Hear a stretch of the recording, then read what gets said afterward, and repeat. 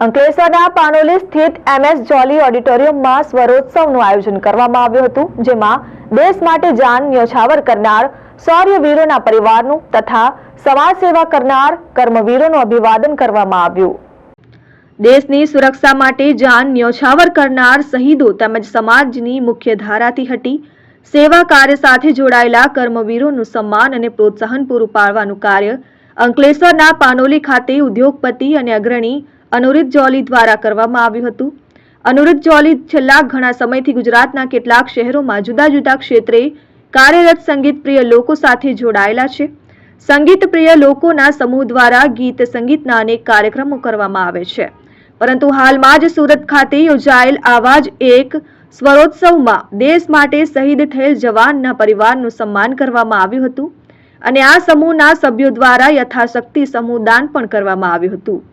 સુરત ખાતે યોજાયેલ કાર્યક્રમમાં પ્રણીતા પ્રકાશ કિનચથી બોધ લઈ અનિરુદ્ધ જોલીએ અંકલેશ્વર ખાતે એક કદમ આગળ વધી શૌર્યની સાથે સાથે સેવા અને પર્યાવરણ ક્ષેત્રે કામ કરતા કર્મવીરોનું અભિવાદન કરવાનું નક્કી કર્યું।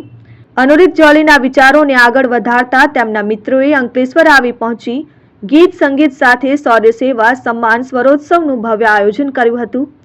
100 થી વધુ શ્રોતાઓની હાજરીમાં સુરત, વડોદરા, ભરૂચ અને અમદાવાદથી વિશેષ પધારેલ સંગીત પ્રેમીઓએ આશરે 3 કલાક સુધી ગીત સંગીતનો રસથાળ પીરસ્યો હતો।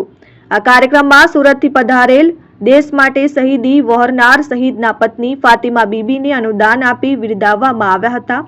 આવી જ રીતે ભરૂચમાં વર્ષોથી સાચા અર્થમાં સેવાનો યજ્ઞ ચલાવનાર રાકેશ ભટ્ટને પ્રોફાઇલ ફાઉન્ડેશનની સહાયથી ₹1 લાખનું અનુદાન કરી પ્રોફાઇલ ફાઉન્ડેશનના પ્રમુખ કરણ જોલી, સચિવ સાક્ષી જોલી અને ઉપપ્રમુખ અનુરીત જોલીના હસ્તે સન્માનિત કરવામાં આવ્યા હતા।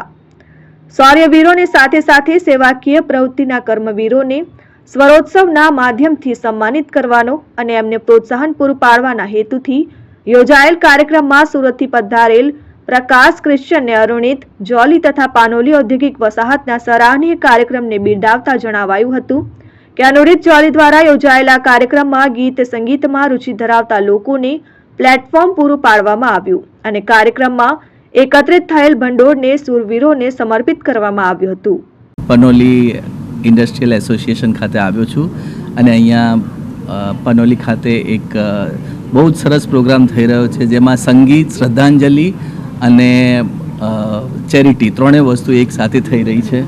બધા અમદાવાદ, બરોડા, સુરતથી બધા સિંગર્સ પણ આવ્યા છે અને સાથે સાથે એક નાની દીકરી છે જેનું એક બહુ મોટું ધ્યેય છે અને એન્વાયરમેન્ટને રિલેટેડ આ બધી વસ્તુઓ છે જેની અત્યારે ખૂબ જ જરૂર છે અને એ વસ્તુ અત્યારે થવા જઈ રહી છે અને એની શરૂઆત છે। બધા એમાં ભાગ લે છે, ચેરિટીમાં લોકો પોતપોતાનો ફાળો પણ આપે છે। मुझे बताते हुए बहुत खुशी हो रही है कि एक इवेंट ऑर्गेनाइज किया है हमने, म्यूज़िकल इवेंट जो कि बहुत सारे पर्पस सॉल्व करेगा। एक तो हम लोग इस बहाने लोगों को चैरिटी करेंगे, कुछ 3 संस्थाएं बुलाई हैं, उनको हम थोड़ा सम्मानित करेंगे और प्लस हम सबका जो म्यूज़िक का पैशन है वो पर्पस तो बहुत अच्छे से सॉल्व होगा, क्योंकि गाना गाते हैं हम, हमारे लिए म्यूज़िक एक थेरेपी है। जैसे ही लो फील करते हैं तो म्यूज़िक से हम लोग एकदम अपलिफ्ट हो जाते हैं और उसके साथ साथ अगर किसी का हेल्प हो सके तो उससे अच्छी और कोई बात नहीं है। Dharmesh Patel, RN news, Ankleshwar.